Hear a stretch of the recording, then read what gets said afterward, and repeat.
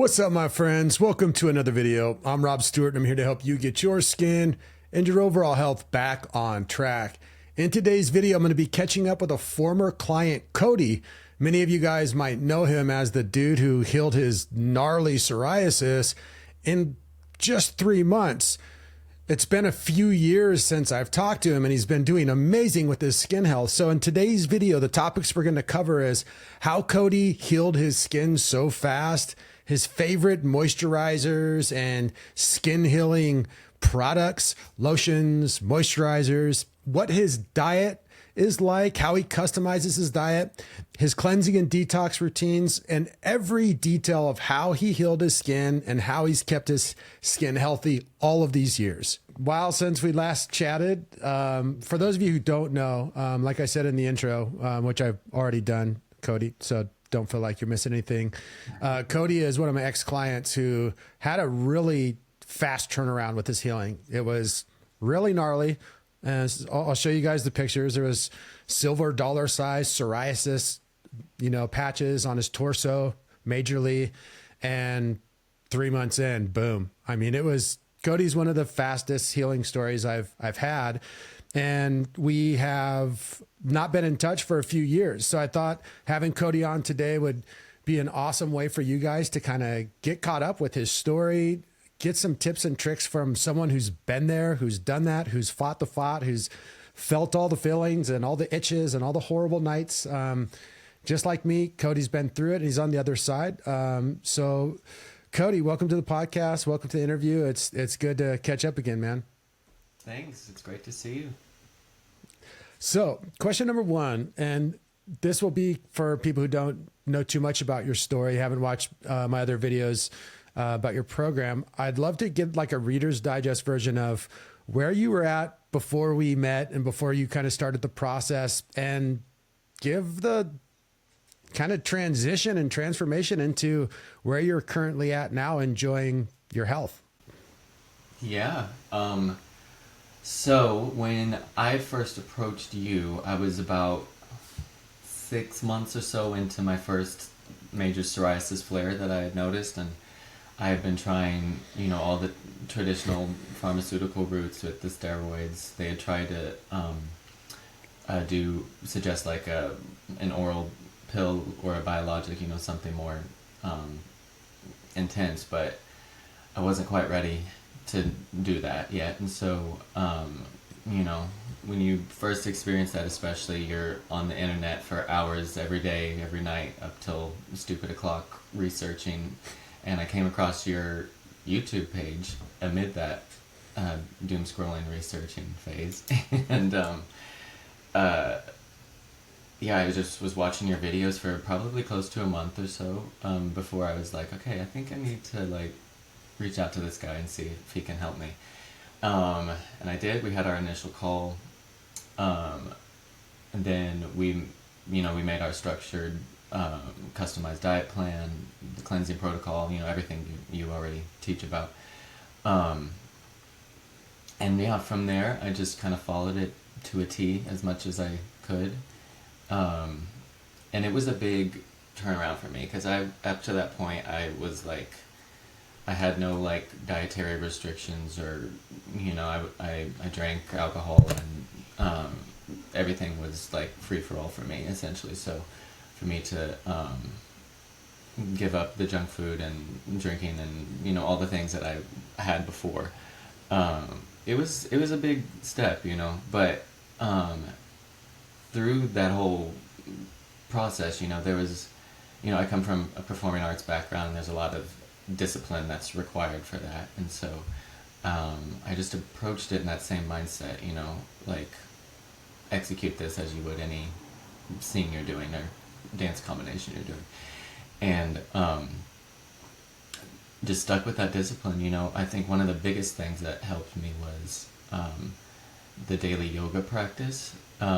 You had suggested, you gave suggested routines that I followed too, but it eventually evolved to me doing my own practice routinely, and I still do that to this day. Almost every day I have a yoga routine that I follow. So it was about 3 months of the intense protocol, and yeah, but at the end of those 3 months, my skin had cleared, and uh, I've been able to maintain that for a while. And then something I haven't told you yet, though. Last year, actually, I'd gotten a little lax with the routine and the protocols and all of that, and I also had started introducing like trigger foods just to like test and see what's going on. So I was a little like off balance, but I had ended up getting insanely sick from some kind of viral infection. I don't know what it was, but it knocked me out for like 2 days, vomiting, crazy fever, and it caused my immune system to spike insanely. And that spike actually caused my skin to flare almost as bad as it had that first time. And so it sucked to experience that again, but I literally applied the same principles without hesitation, same time period, 3 months is gone. And so I can easily say the system works. Very cool. So when you were in the first initial 3 months working together, I can remember you coming into the coaching, and like you said, you already had like a very established ability to be disciplined. Like you kind of said to me, Rob, give me the plan, I will do it. And it was fun to watch. I have that mindset too. If I have a clear plan, it just makes the whole process of whatever I'm trying to accomplish way easier. And I know you probably had some challenges during the first 3 months, but because of your attitude and just kind of the way you move through life, it didn't seem like it was that hard for you. But I am guessing that you get to that place where your skin's healthy, you're going through life, you kind of feel like a new human, and then you get the virus and you get sick again, and the immune system gets sucker punched, and then boom, flare up. Could you just walk us kind of through what that was like emotionally and psychologically? Because I'm sure that's what a lot of people, my even gut reaction is like, oh, fuck, like, man, that would be a challenging emotional thing to kind of deal with. What was that like for you? Yeah, I mean, it sucked. There's no sugarcoating it. It would, especially since, because I was very vocal about my healing journey and everything on social media, and so and people would come to me for advice for, specific diet things, or there's people with other psoriasis or skin issues they would ask for advice for. And so to go through that again, I kind of felt like a failure in a lot of ways. But and also at that time too, I was in a newer relationship. I was like in the first year of a new relationship, and still getting to experiencing all of the new things that come with that. Thankfully, I have an amazing partner who was completely supportive 100% of the way throughout the whole healing process, didn't bat an eye. But yeah, it was tough, especially like after experiencing the freedom that came with not being like that. It was a daily reminder, and there's a lot of trust that happens, like just trust the process, and go inward, take the time you need to like step away from society for a minute if you need. But so that was the other thing too. I did like isolate a little more than usual in that situation, but something I did find that really is beneficial in the healing process is a sense of community that is supportive of you through your journey, and understands like we can't go out to the bar and have a couple beers, or if we're going to a restaurant, you're gonna have some kind of restrictions that you can't eat at the same places as they can. Having people that understand that and spending time around them during the healing phase is can really make or break the experience too. Yeah, man, that's a big one. I think our support systems can really make the process doable and actually enjoyable and supportive, or they can really sabotage us. I mean, I can't tell you how hard it was for me early into the process when I was just trying to figure this whole thing out. And I had a circle of friends that they weren't the most empathetic or sensitive bunch of dudes and girls. They were kind of, they were great. They were what they were, but we were in a phase of life where I was kind of growing out of. So the idea of being like, hey, I'm not going to the bar, no, I don't want to go to a club, or no, I don't want to go to a party, or no, I don't want to go to barbecue. It wasn't ever met with, oh, okay, well, I want to hang out with you anyway. Let's do something less unhealthy and just do it together. And when I healed, I completely changed my friend circle. It was all about the second type of person who was like, hey, you want to go to a bar? I'm like, I can't go to bars. I'm not drinking right now. I'm trying to heal my skin. Okay, cool. Want to go to a yoga class? Okay, I like this person. Or let's go to ecstatic dance, or let's go to the park and, you know, throw the Frisbee, or let's just go for a walk. And I find that friends and family can really make the healing process either very, very challenging, or like I said, just somewhat more supportive.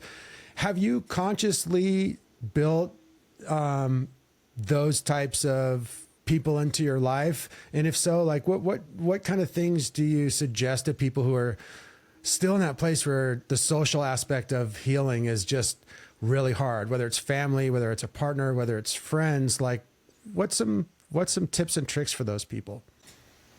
Yeah, I mean, that is a tough one because, you know, sometimes you're in situations that aren't easy to get out of, relationship-wise, family-wise, you know, whatever it is.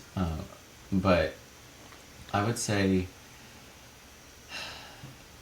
you have to like have a strong sense of self. So I think first it comes from committing to your mission to heal first, and then making that a clear boundary with the people around you. And the more like firm you are in that, you know, don't be an asshole about it, obviously, but like the more like firm you are in it, and when they see you taking it as seriously as you do, the right people will stick around, and you'll attract the right people that will be meant for you in that situation. And so, and also there's so many, you know, even just from like your Instagram or Facebook groups, you know, communities of like holistic healing online. There's so many of that. You can find like-minded people that maybe on a similar journey as you, and I think that can be really helpful too. Even if you're not hanging out with them in person, just having that camaraderie digitally can help as well. So yeah, I like that. So kind of have your mind set to what you want to do. So clarity about your purpose. Then from there, have some level of communication where you're respectfully just saying, here's where my boundaries are, and making sure that your friends have clarity around those boundaries. And then you don't have to do anything else. It's a filter, right? The right people will show up, and the wrong people will be like, I'm not feeling this. Yeah. I mean, that's my experience anyway. So I can only speak to what I've experienced, but yeah, that's the best piece of advice I could give for finding your community. I like that. I've felt that same way. It all kind of boils down to taking responsibility for our own actions and our own healing, right? Can't blame our friends. Can't blame our mommy and daddy anymore. No one's coming to save us. It's going to be us, right? And once we make that decision, then we can find comrades and support systems and other people on a mission and team up. One thing that I kind of keep reflecting back to is like, I think it's really a big point to point out this part of the story where you had a good stretch, then you got sick, and out of no control of your own, a little flare up happened. The cool part of that is, and this is what I want people to take home on this moment, is there was obviously frustration, but Cody didn't freak out. He knew that the path already works. He'd conquered this thing before, and he said, okay, I know exactly what to do. I just go right back to what worked before. I get consistent and I give it some time. Had to isolate a little bit, maybe to get some focus and create a boundary. And then he made it happen. And I think that's a really cool thing for people to understand, and scary because on one hand, you transform yourself and you transform your life and you get your skin healthy and you kind of change your life and you're feeling good. Then something crappy happens and you get thrown for a loop, and all that fear comes back rushing in. But at the end of the day, we have a very clear picture of, I can do this. Me, no one else. Doesn't take anything special. It's not going to be a medication. It's not going to be some guru. It's that I can actually heal. And if things go wrong, which sometimes they do, all I have to do is go back to the habits that got me there, and I'm good to go. I can get right back into it. So it's definitely not a death sentence. You know what I mean? Just because you have psoriasis or eczema or dermatitis, and I'm sure you can relate to this. The thing that doctors are so full of crap about is that it's a lifetime thing, and your only option is drugs. That's just not true. Curious, Cody. So I want to jump into your diet a little bit, because I'm sure it's kind of shifted and moved through the years. I'm curious as to right now, kind of where you at with your daily food intake, and kind of what's the main staple foods that you try to incorporate, and then the main trigger foods for you personally you just try to avoid. So when we started with the healing protocol in 2019, I think it was. It's been like 6 years now. Wow. We started with like high carb, low fat. So I was doing a lot of smoothies, a lot of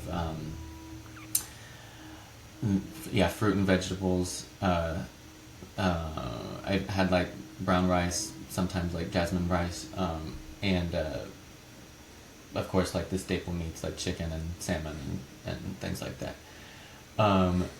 Since then, and as last year when I was dealing with the flare again, I experimented with not measuring the macros as much, because that took a lot of brain space for me, and so I was like, okay, let me see if I can manage this with still just stick to like whole food based, but not worry so much about trying to hit the exact numbers of the carbs or the fats or whatever each day, and it still did it worked. And and because also the other thing is I'm an actor and director, and so I was traveling on the road with the shows I was working on during the healing phase, and I was just kind of at the mercy of whatever food was available to me at catering or whatever city we were in, and though I had a bit of leeway to like suggest, I had restrictions and whatnot for the menu, you're still at the mercy of whoever's making the food. So because of that, I wasn't able to stick to the high carb, low fat as easily, and but I would still focus more on like the clean proteins as much as I can. Like salmon, it still is like my biggest staple, I would say. I love salmon in every form. Poke bowls, like raw salmon, smoked salmon, cooked salmon. I love that. And then I still love smoothies too. I'm an LA native, and so that's like our natural food around here. I feel like is a smoothie. But and so I've also incorporated bone broth, kind of like as a cup of coffee for the first start of the day. It really helps the gut, and has a lot of collagen benefits in it too. If I don't do the bone broth, I'll do celery juice or some kind of green juice to for the first thing in my stomach each day. Let's see, what else? Chicken and rice is a classic. I've been exercising more, incorporating more strength training and stuff, and that's kind of a good staple for me. For veggies, I love sweet potatoes. Those are kind of the biggest, the main veggie I eat. I'll do like an asparagus or something like that with a green veggie every now and then, but I didn't see a whole lot of benefit to overloading on the vegetables, so I just they're a side for me. But yeah, today, if I go through like an average day of eating, it would be like bone broth or celery juice in the morning. Then I'll do like a smoothie in the afternoon, and I have like protein powder that I use. It's like a paleo protein, so it's as raw as possible for that. Um, when I was in like the deep healing, I would try to eat as raw as possible and not do anything processed. Just because it helps the digestion. Like I can just feel it when I introduce processed stuff. You know how it goes. I sure do. Yeah. And then I'll also have eggs and turkey bacon for breakfast. Sometimes I'll do that as well if I'm not doing a smoothie. And then I usually love just like a staple kind of meat, like a ground beef. There's this beef mixture I've been getting from Sprouts. It has like beef liver and heart and like organ meat mixed in with the ground beef that I use a lot. It's very nutrient dense, and it just tastes like regular ground beef. It doesn't taste like anything nasty, you know. So that's kind of been a staple for like the last meal of the day. Big thing of ground beef and rice, or chicken and rice, salmon, whatever. Those are the three main meats I'm rotating through. And then every now and then when I'm like clear, and I'll introduce like gluten-free toast. Like I love avocado toast and stuff like that. But yeah, I found like wheat is probably like the biggest inflammatory trigger for me. So even when I do like introduce more processed stuff, it's always like gluten-free and paleo as possible, you know. And then really acidic stuff like tomatoes aren't great for me either. So Gotcha. Does that answer your question there? Yeah. Definitely. That's such good information. And as you know, I'm kind of a diet dork. I really nerd out on diet stuff. And as I get years and years into being a coach, which is crazy. I've been doing this for over a decade now. I can't even really believe it, but it's interesting to me that there's three kind of interesting things. One is no matter where people start their journey, whether they're like carnivore or lion diet, or whether they're like raw vegan, they come to me or they join the program or they hear about my work and they just start the process of customizing the diet based on the biomarker system. Super simple concept, straightforward. And where almost everyone ends up is the same thing, which is whole foods, some animal fats and proteins that work for the individual. Generally, they are like beef and lamb and chicken and turkey and salmon and pasture-raised eggs, the typical stuff, bison. Then what I see is people tend to do good on certain starches, sweet potatoes, basmati rice, white rice, sometimes brown rice, and then some different fruit varieties. And then in the whole food kingdom, the place where everyone has to be careful is with the vegetables. The vegetables, the nuts, the seeds, and all the crazy stuff.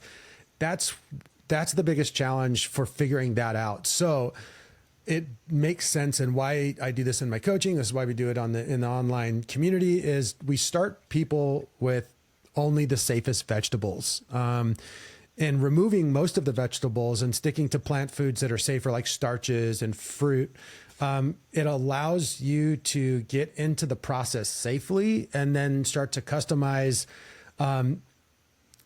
based on logic and based on facts, not just guessing. Because as you know, and you've probably talked to a lot of people and see people struggling online, it doesn't matter how amazing a diet has worked for another person, especially a charismatic influencer who eloquently can articulate all the finer points of their diet and show their beautiful pecs and their big biceps and their abs and their beautiful hair.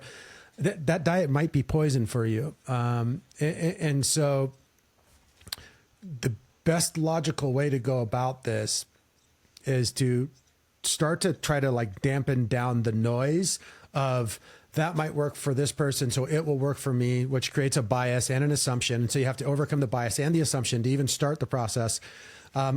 Rambling a little bit, but what I'm picking up on from Cody is that He simplified things. He found his staple foods. He stayed consistent and stayed simple.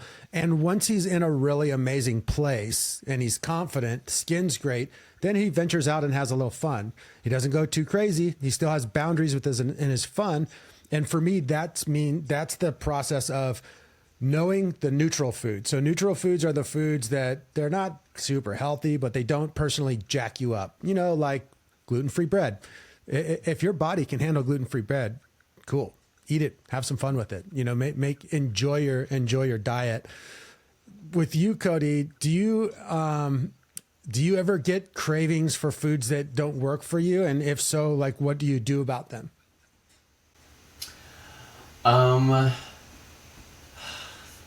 I mean, every now and then I'll get like a sugary craving, like chocolate and stuff like that. But I replace that with,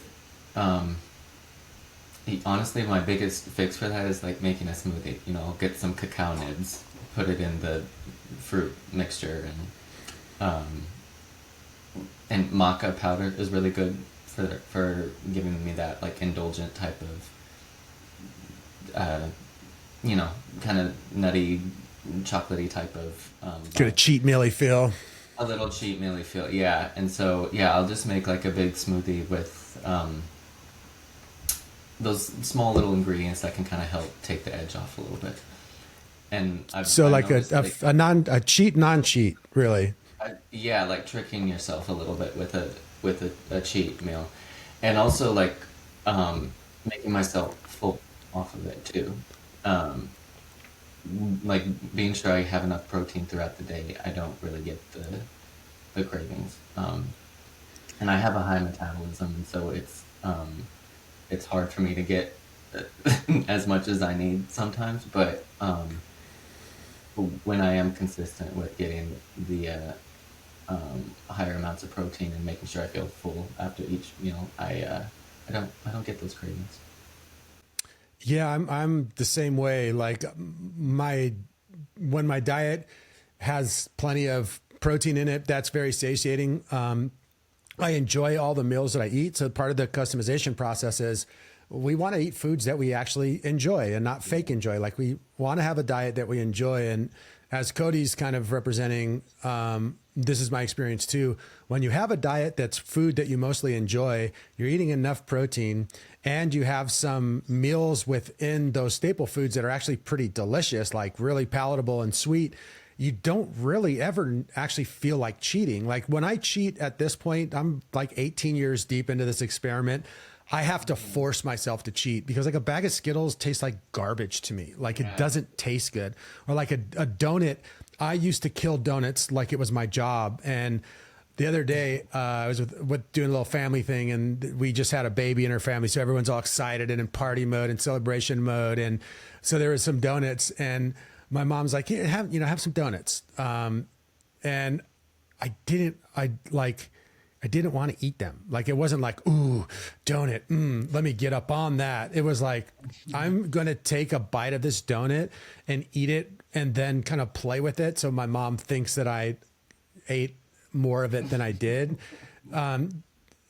Just because I actually, it's not that fun to eat shitty foods anymore. Now, don't get me wrong. There's some foods that I don't normally eat that are still absolutely delicious, but for the most part, it doesn't take any discipline for me anymore to eat clean. Have you kind of found something similar to that for you?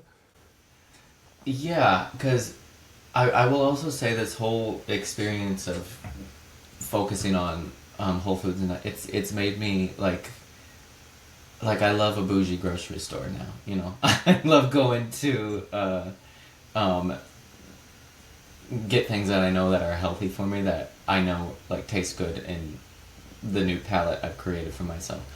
And the other thing is like I become very cognizant of ingredients and things. So I read ingredients and things, and I know like I've like trained myself to understand what most of them are gonna do to me or not do to me.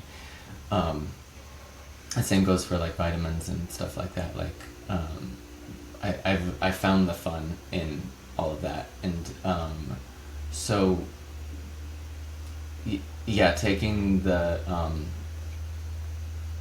aspect of feeling like you have to cheat, it doesn't really apply as much because, like you said, some Skittles taste like trash. You know, I had one of my friends who was eating like the sour warhead type of something, and I tried one of those, and I was like, it tastes like literal battery acid or something. I was like, this is not enjoyable to me, but you go off.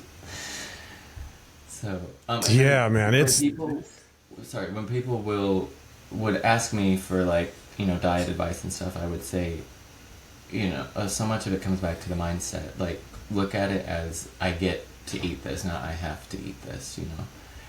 And that can really change a lot.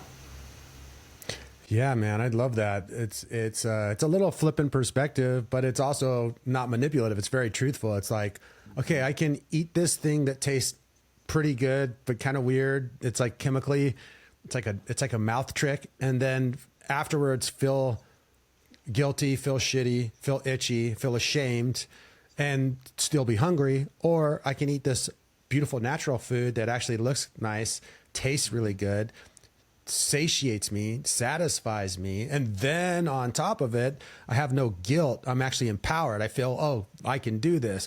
I have no shame because I just ate perfect food. And guess what? I'm not hungry and my belly doesn't hurt and I'm not itchy. It's like once you get into the flow of it, it's just like, I look back a lot and be like, how did I ever live that other way? You know what I mean? Like how did I ever even enjoy that? We just must, it's such a slow process of domestication in, like where I grew up in suburban San Diego, where it's, the cereals for breakfast and the school cafeteria lunches, and then mom making some well-balanced dinner, if you're lucky, is the typical day. And even people that are trying their best, you're screwed. By the time you're 14 years old, you're indoctrinated into junk food hall of fame and you are fully addicted. It's normal for you. And so as you are someone who starts the process of healing, to unravel that addiction can be a little bit tough. Do you have any advice to people that are in that place where they have never really truly eaten healthy consistently, and they're kind of standard American diet, but they're going through psoriasis or eczema or some skin issue, and they're like, where do I start? How do I even start the process of beginning the health journey? That's a good one. So I would say I was in that position before I started. Like, I grew up in small town Missouri, rural Midwest, and my family was junk food haven, in our cabinets and stuff. And I carried that up into adulthood and never really monitored my diet up until I needed to, when my skin was acting up. And I would say, yeah, the biggest thing is like, practicing some form of radical acceptance, like, this is what it is, and if I want to heal, this is what I got to do, but also be gentle to yourself too, because it's a lot to go through, and find things that can kind of be a good like transition for you. Like if you have like a big sugar craving, I think raw honey is a great replacement for that, like in teas or even like drizzled over apples or fruit or anything like that. That's a really good way to curb sugar cravings, and still get that satisfaction like you're eating a sugary snack, but know that you're healing yourself at the same time. And also, yeah, practice like almost like mono meal style, like a large amount of, like one thing that helped me the last time when I was healing, I would eat like a whole pack of turkey bacon for breakfast, and that would be like a meal that would like kind of set me up for up until lunchtime, so I wouldn't have to, and it would fill me up because of all the amount of protein and stuff, and focusing on filling up my stomach so I'm not thinking about eating something else, really helped too. And so, yeah, I would say pick one or two staples that you actually gravitate to at the beginning, really focus on that and eat it till you're full. So that way you're not worried about thinking about cheating for something. Nice. I think that's a great simplification of a starting process. And for those of you who don't know what a mono meal is, a mono meal is just basically, if you look at a typical meal, it's several different foods combined to make a couple different dishes. For most people, a mono meal is taking generally one food and just eating that and that only. So you could do bananas for a meal, or you could do steak for a meal and nothing else.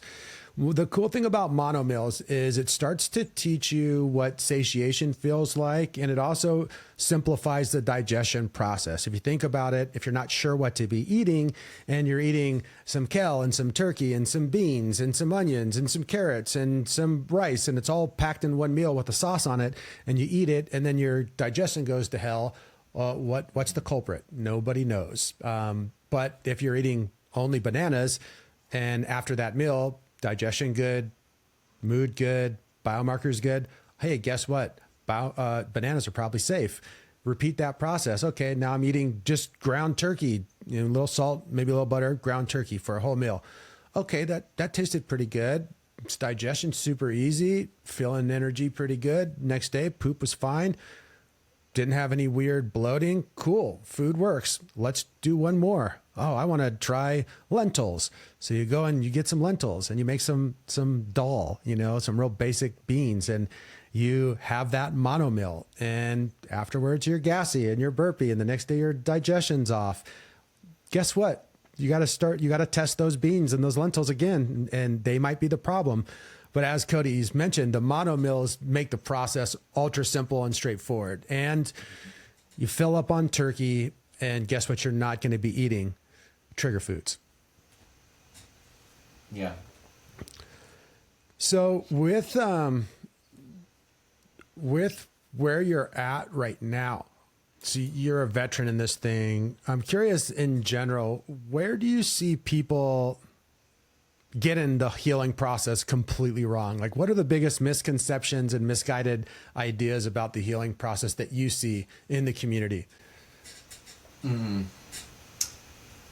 I think a big part of it is like a one-size-fits-all diet, but just overall healing protocol. Like, you really have to find what works for you, and that takes trusting the process and being willing to fail in the process too.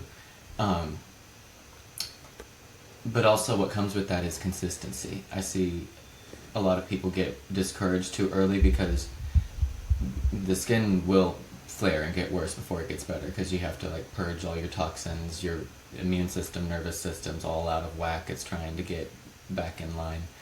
And it's the consistency is really what wins the game. And so I think not focusing on any short-term goals and all that, and just trusting the process more is probably the biggest thing I see, because we all want a quick fix, and even 3 months is a long time when you're dealing with that all the time, and that's considered a quick turnaround, but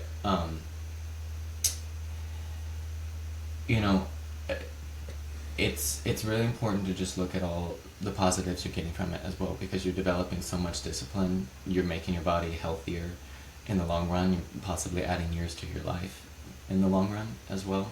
And I think consistency, that's the word I'm going to go with for what we need to focus on more. Yeah, I asked Chat GPT, my assistant did, maybe it was Gronk, I don't know which one he uses, but how many times Rob said the thing that separates the people who heal from the people who don't is consistency, publicly. 182 times last year I said it in videos. So yeah, I would agree with you that consistency is the key. Let's talk a little bit about some ways to help people be more consistent, because I think it's easy to say, hey, just be consistent. I think everyone kind of gets that, but it's a hard thing. And I think something that you said that I want to highlight that's huge for me is consistency is much easier when you don't put your pressure on yourself to meet a deadline or be perfect. We're not perfect, and we have no idea if it's going to take 1 month or 1 year for us to heal. So we kind of have to give in and accept that. Like Cody said, radical acceptance that that's just the way that it is.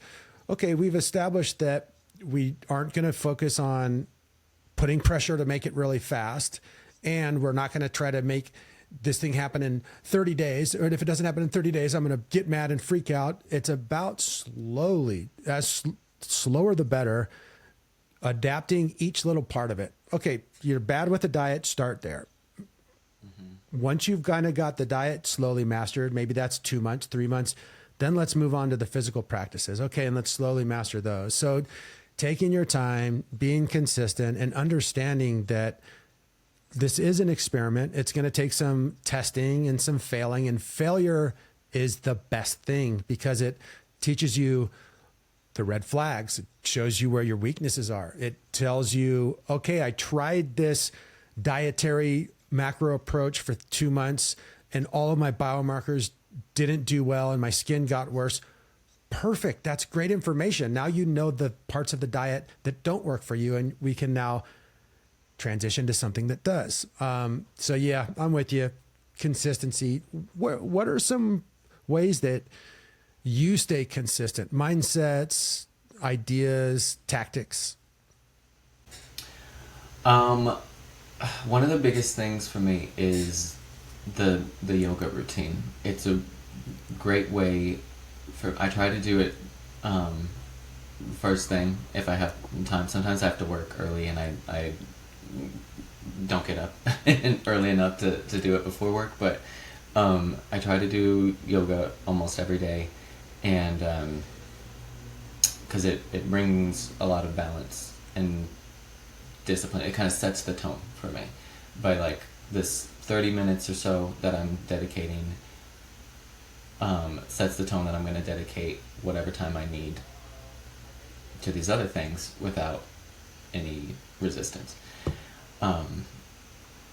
And like you said, slowing down, the slower the better. Like doing a yoga practice forces you to slow down and quiet the mind a little bit.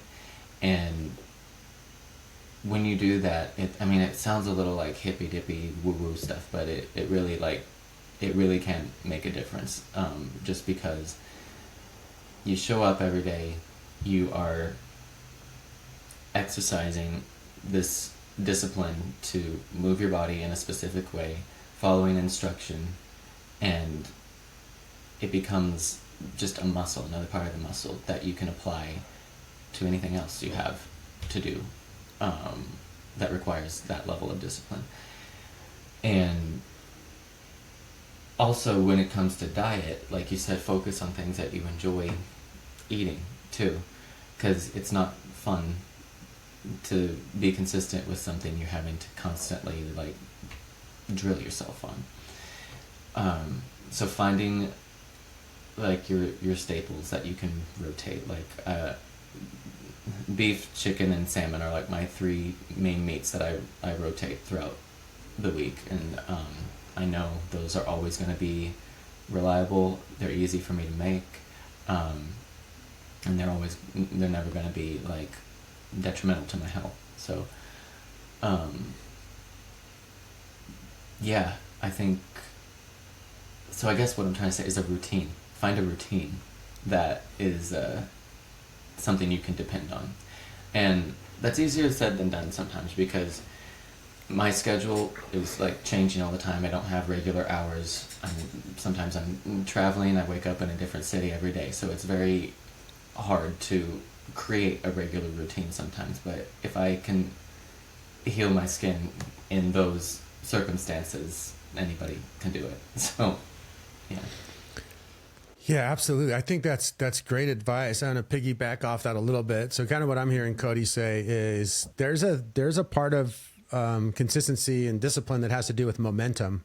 And if you kind of early in the part of the day do something that's healthy and productive, like a yoga practice or go for a walk, It might make the whole rest of your day being in that mindset much easier because you've kind of established that's how I want to feel. That's what I'm doing. And so you kind of do that. The advice that I would also give is the red flag opposite version of that, of what not to do.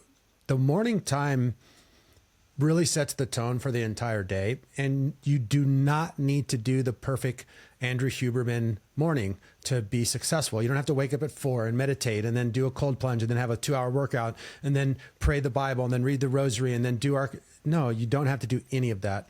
But what you should try to not do is get on social media, get on YouTube, get on the news, start to get these external weird stressors that raise your cortisol and start this weird inflammatory response in the body that's stressful and that will really hold you back from healing, that is completely avoidable. You know what I mean? You can do your social media stuff and have your morning caffeine and watch the news cycle. That's fine. You know, if you want to do that, do it, but just skip it in the morning. I can guarantee that if you start your day with something as simple as, I'm going to give myself enough time to take a nice shower and make myself a healthy breakfast. Okay, that's the start of a healing journey right there, if that's not what you normally do. And like Cody said, establishing that ritual of doing something early in the morning that allows you to, boom, set the tone for the entire day. That is a big one for me. If my mornings go haywire, that's the thing that would mess me up. Like the year that I healed my skin, especially like the first few months, I was still struggling with all sorts of shit. And I would go like 5 days where it would just be, I'd feel so good. I was doing a morning yoga routine and I would go for a walk and do my meditative practices and I'd go teach yoga and I wouldn't even touch the internet. It was amazing. Then I'd have like a weird schedule change or a day off. And what would idiot Robbie do?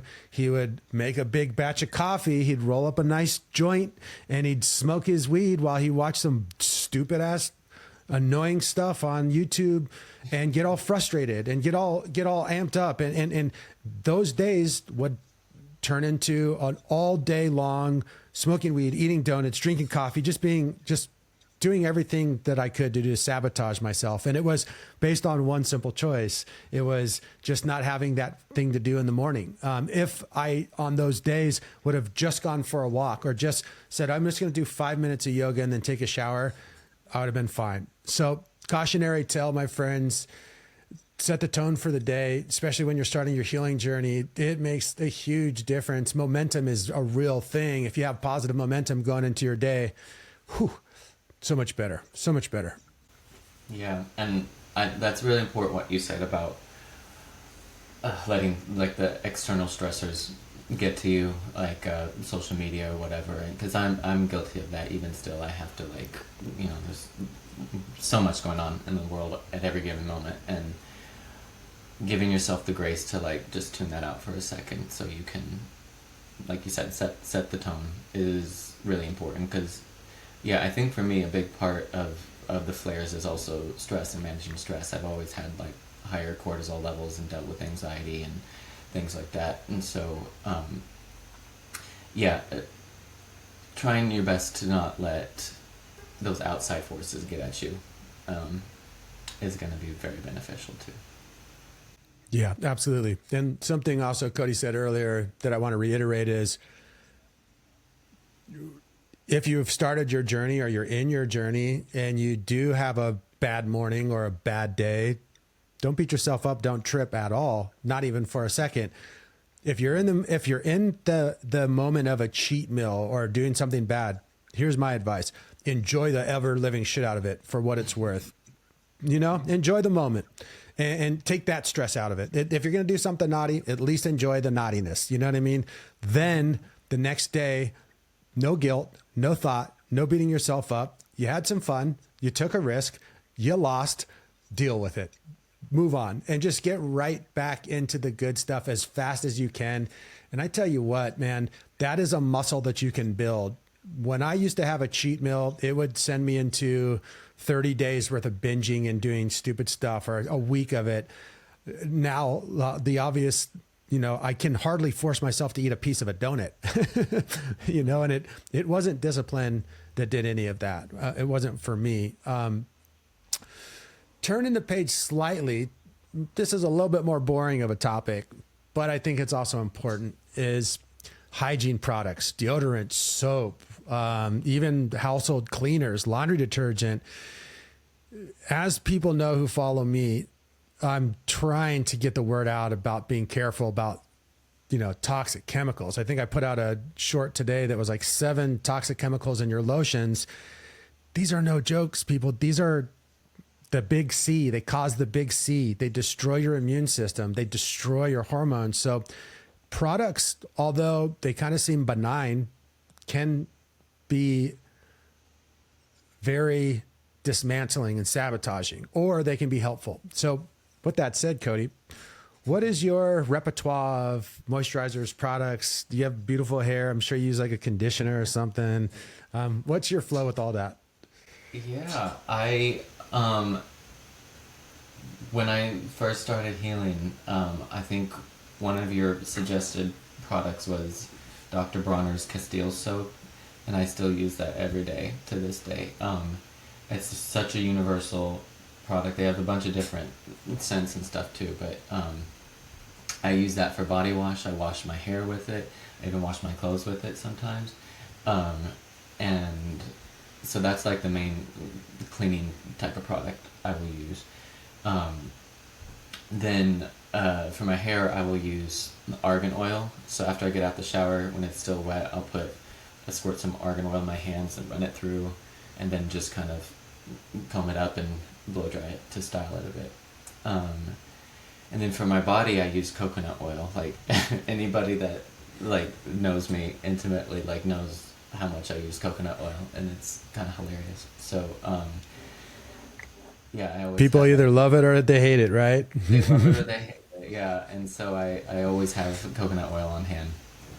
That's my favorite body moisturizer. And then for my face, I'll do jojoba oil, and then because I don't use coconut oil on my face because it will like clog the pores and stuff. So jojoba, or like a more gentle type of oil, I guess, is what I put on my face.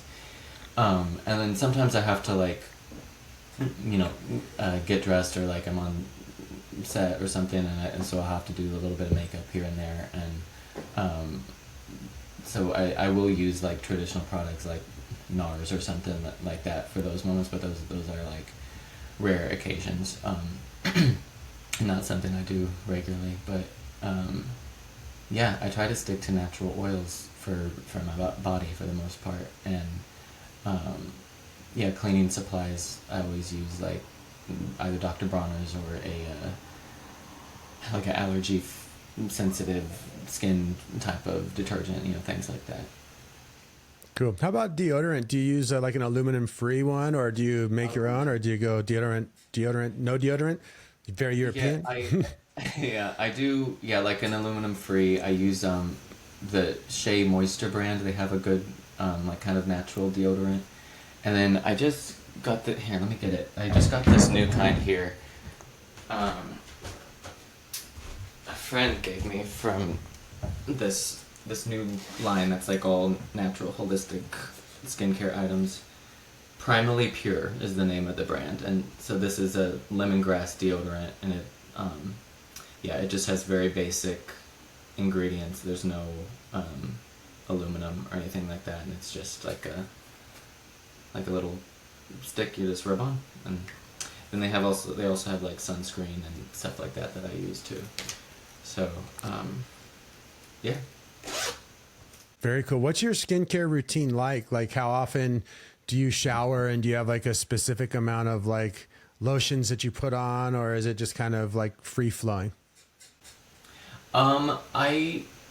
Every day I start with a dry brush. I dry brush my whole body from like top to bottom. That's kind of the first thing I do when I get out of bed usually.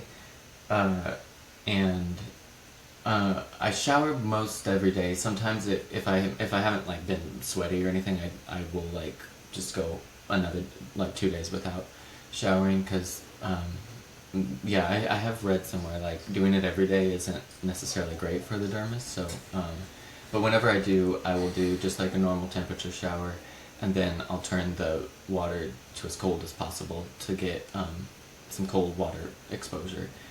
Um, I haven't done like cold plunges or anything like that yet, so that's been my way of getting the cold exposure through the shower. And then after that, yeah, I'll put the coconut oil on, the jojoba oil, or sometimes I'll use, like, if I'm out of that oil, I'll use something else. I have like a CeraVe or like a, some generic moisturizer on my face. But yeah, I can't leave the shower without staying moisturized. It feels wrong at this point. Yeah, that's pretty similar to me too. Really basic stuff. Deodorant, I use Tom's of Maine, just basic aluminum free.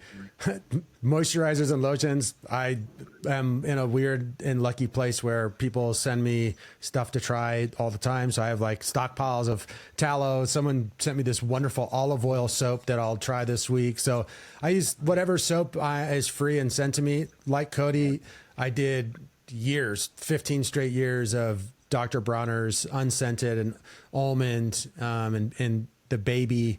And I've had great success with that too. It just clean and easy. And I know there's been some like new ownership and people get real political and frustrated about that. I don't really give a crap. Soap still works perfectly good for most people. One of the things that I do that might be different than most people is I tend to get into water a lot. So cold plunge, sauna, jump in lakes, shower. It's a lot. It's every day, multiple times sometimes. So there's usually not a single day where I don't get my body wet. And I've heard the same thing, like, oh, if you shower too much, it'll start to wear out your biofilm and your dermis and your epidermis. And I think that that might be... Yeah, I think that there could be some truth to that, especially if your water's really bad, like your water is just like city water and it's really polluted and toxic, that I could see that being an issue. A shower filter or home filter system will take care of that really easily. But in terms of does showering every day make your skin worse, I can only answer for myself, and I mean, I would say unequivocally no. In fact, when I was in my year of healing, it was 2 to 3 showers every single day because it was what gave me relief. Sit in there in a cool shower, and it knocked down the inflammation and the stinging and the itchiness by a noticeable amount. I think the caveat to that is there's no shame in reapplying moisturizer or using plenty of lube on your body. It's nourishment, especially if it's high quality and clean and toxic free. Our skin is not the same as eating food, but it does seep in and does get into our bloodstream. It is a way of getting nourishment. So I don't know. I don't know if there's much science to back that, or if it's kind of someone's bias that kind of caught fire. I know the no moisture therapy crowd within the skin healing community is really against showering and bathing. I won't even get into my issue with their whole system, but yeah. But here's the thing: take a shower, and afterwards moisturize. And if your skin gets dry 4 hours later, re-moisturize. The basics are keep your skin clean and keep your skin from becoming incredibly, horribly dry. And that's going to keep you from getting infections and just keep you safe. Because as you may or may not know, Cody, I'm sure a lot of people out there listening can relate. When you have a flare-up and then the flare-up is infected, goes from really crappy situation to the worst possible situation. So clean, super clean and not overly dry, moisturized skin will be their best bet at healing it. Cool. So that's all fun stuff. I like to always, I hear a lot of the same thing: jojoba oil, coconut oil, cassia soaps, aluminum free deodorant. And then the other stuff that I hear a lot of is, tallow's gained in popularity. It works really good for a lot of people. I did try some Strange. tallow last year, yeah, and I did like it. I might have been like using too much on my face or something. It did clog a couple pores, but I did see like benefits from it for sure. Yeah. Have you ever messed around with olive oil, like a high quality olive oil directly onto the skin? I have been seeing some things pop up on social media that I thought I was the only one who had had this experience. So what I'm alluding to is a person with my skin tones. I'm obviously, it's the start of summer, so I'm a little pink. By end of the summer, I'm pretty brown. I'm Scandinavian. So my skin sunburns and then it gets really tan. I'm in sunburn phase. But if a person with pale skin rubs olive oil all over their skin and then goes out in the sun, they tan. Okay. Like you don't, it's not a red sunburn. It's a different color and it's really bizarre. And I've been seeing a bunch of people saying you can avoid sunburns and get tan if you're not a tan person by rubbing extra virgin real olive oil on your body as your sunscreen. So call to action for the public. Try it out. Let me know how it goes, people, because I've messed around with it and I saw it work and I just didn't know if it was a bias or bull crap and I was just believing something, but I don't know. Have you tried it? I haven't tried it. I'm curious to do it now, though. It's it's summertime. I just went to the beach for the first time the other day, and so maybe I'll bring some olive oil next time. Nice.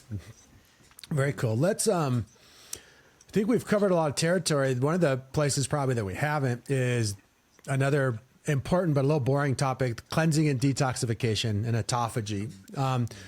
So as people know, I'm a big fan of coffee enemas and salt flush and the liver gallbladder flush as the manual cleanses. But of course, there's also everything else from great sleep to sauna that are also autophagy enhancing practices. And you could put them kind of in a detox cleansing subcategory. What are the cleanses and autophagy enhancing practices for you, Cody, that you most gravitated towards, and which ones do you still do to this day? The most helpful ones for me were the saltwater flush and the coffee enema for sure. In our initial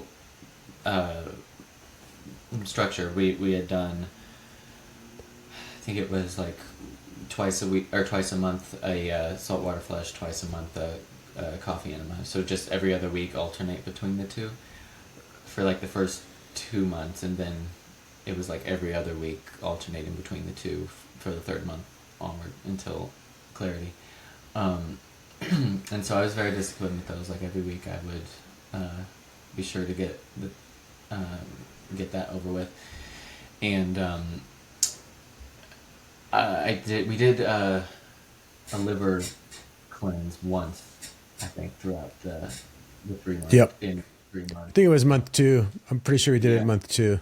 Yeah, we did that, and that was intense. The last year when I was flaring again, I did the same protocol, the every other week salt water or coffee, and I didn't do the liver flush this time, but I still saw the clarity happen. And I haven't tried saunas out. There's plenty around. Like even my gym has one. I should try out sometime. I just haven't thought to go. But yeah, like I said, I do the cold water exposure, and then on the days I would do the cleanse, some days I would just only ingest like cold pressed juices. Later on, I found like myself starting to like feel like cravings and stuff, because I don't think I was getting enough calories just from the amount of juice I was drinking. So whenever I do a cleanse day now, it'll be like juices, liquids, bone broths, that kind of stuff for most of the day, and then I'll end the day with like a large smoothie, or even just kind of go back to like a normal like salmon and rice type of situation. But yeah, I'm always like extra gentle with my diet on the cleansing days. But yeah, I think those definitely sped up the process, because I would notice after I would do like a saltwater flush, the spots would be like a little angry like the next day, just because, you know, flushing the toxins. But then like 3-4 days after that, I would notice like they were a little more calm. So it's like it had to like flare up and it would calm down a little bit, flare up, calm down a little bit, and gradually each week I would see slight improvement until and what's also really interesting, I noticed, for me anyway, because my psoriasis starts out as like guttate, the little small red dots that expand, and so when they expand, they get bigger, but then when they start to heal, they become clear in the center, and then they fade from out. And then also, like, on my body, it's usually like my core that clears first, and then the outside will follow. I just found that to be a really unique phenomenon of some kind. But the cleansing, definitely, I contribute to a lot of probably the speed of my healing. Yeah, absolutely. And also Cody is doing, you know, regular yoga, which is a great autophagy enhancing practice. It hits a lot of systems. It hits the stress system through the breathing and meditative aspects of the yoga. It hits, you know, lean muscle mass, bone structure, fascia. It's a great practice. So that's really cool, man. I'm so stoked that you have had so much success. Couldn't happen to a nicer dude and a better person. And the information that you've shared today, I think will be really helpful for people, man, because I think that you didn't have to do anything crazy. You know, you didn't have to do a 40-day water fast or do stupid, crazy, dumb things that don't work. You just came in, you kind of were mellow and focused, and you put in the work, and you didn't get too crazy with it. And when you had some challenges, you kind of just got back to work, and it's really nice. I think this will be fun for people to see that, okay, you don't have to do anything crazy. You don't have to be on the lion diet, or you don't have to be a raw vegan to heal. You can just customize the diet, make it taste good, get the body moving a little bit, get it a little cleansed, you know, maybe make some lifestyle adjustments, but it doesn't have to be a complete 360. It's more just like a trajectory change in a way. Yeah.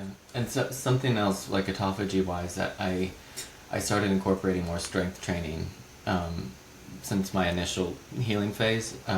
So when I was on tour, I would bring like heavy resistance bands with me, be in the gyms, in the hotels and stuff. And so now I do like regular gym work, and, you know, squats, deadlifts, bench press, you know, all the traditional like strength training things.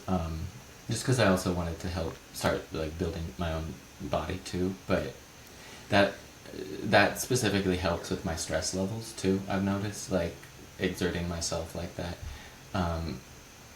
significantly lowers like any anxiety or cortisol issues that I've had. And I noticed last year too, when I started getting really regular with going to the gym, I noticed an improvement in the speed I was seeing the spots clear too. So yeah, I think I would rotate the yoga and strength training is a good, for me anyway, was a good tactic. People really underestimate the healing power of resistance training, in my opinion. I think they think of it as, maybe they have a bad outlook on it, like it's the bros at the gym and the biceps and, you know, the assholes and all that, which I can understand. It's a little annoying. But if you kind of look at it just from a standpoint of like biology, even just once a week, a really strong full body resistance training program, it resets your mood, it resets your hormones, it gives you lean body mass, it gives you skeletal muscle, it gives you proper bone density, it improves your digestion, all of these things that we're trying to work on. Weightlifting, resistance training is one of those things that directly affects the root issue in a positive way. And it's really, really powerful. I always tell people, even if you hate the gym, figure out a way to do resistance training, even if it's at home with resistance bands or dumbbells or logs, whatever. whatever you can do at least once per week, resistance training is a must. Yeah, I agree. Because I was somebody that was, didn't like the bro culture, like you said, of the gym, and I started out doing stuff at home. There's 100,000 million different YouTube videos that you can do from home with resistance bands or dumbbells, and so I started doing that for like during COVID when we were all like locked away. I did a lot. Started doing a lot of strength training then, and then just gradually dipped my toe in to going to a gym. Going with a friend at first that can kind of help show you the ropes is helpful, and then just put your earphones on, listen to your music, your podcast, whatever, and just focus on what you need to do, and that's it. Yeah. That's cool. And the gym can be a little intimidating, but so was kindergarten when you first walked in, and everything went fine. So I think you got to, as we've been saying, give yourself some patience, be kind to yourself. And it's okay if you have a little anxiety or fear first few times you're going to the gym. But I will say this, if you kind of just push yourself a little bit, I think what you'll find is even a gym that's got a bunch of bros in it, they're actually pretty cool people. Gym people just want to be fit. Everyone at the gym, they're like my people. I have friends that are 20 years older than me. I know dudes at the gym and girls at the gym that are 20 years younger than me. And it's just like, we're just all there and we don't talk a lot, but you say hi and you say, oh, good set. And it's cool, man. It's gym culture. Once you get over it is actually it's surprisingly pretty nice. Yeah, I completely agree. So Cody, I'm going to put you on the spot a little bit.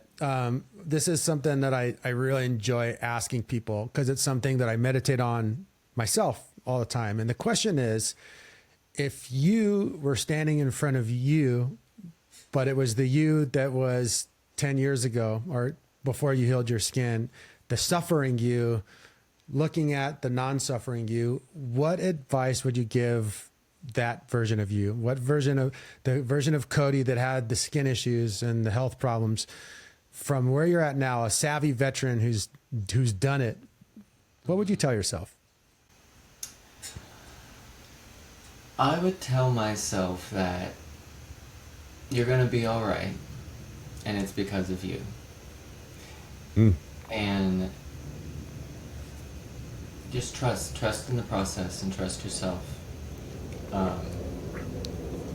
Stay consistent and find the joy throughout the process. Find the joy where you can. There's too many things in this world that try to take our joy, and so enjoy the joy where you can, That's what I would say. I like that. I liked it a lot. You're going to do this because of you. That's great. Yeah, that's awesome. Yeah.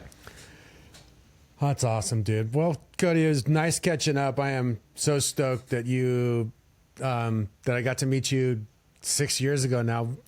When I met Cody, I had no white in my beard. That's how long we've known each other. And I used to be a full redhead, and man, wow. So good job, Cody. Appreciate talking to you, man. And how can people find you? Are you on socials, or are you a private guy? Yeah, I'm on socials. Hey Cody Collier, HeyCodyCollier. That's my handle across all platforms, and my website is heycodycollier.com. Awesome. Thanks, Cody, for coming on.